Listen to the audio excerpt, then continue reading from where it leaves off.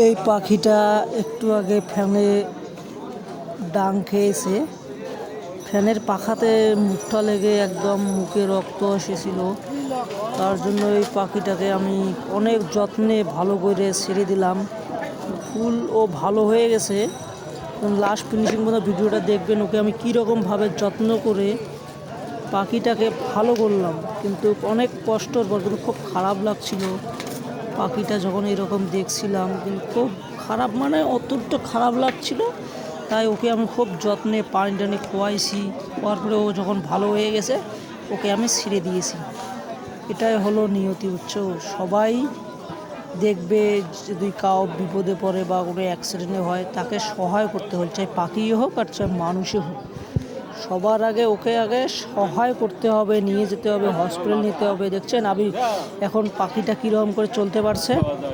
এটাই হলো নিয়তির কথা। কখন কি হবে কেউ জানে না।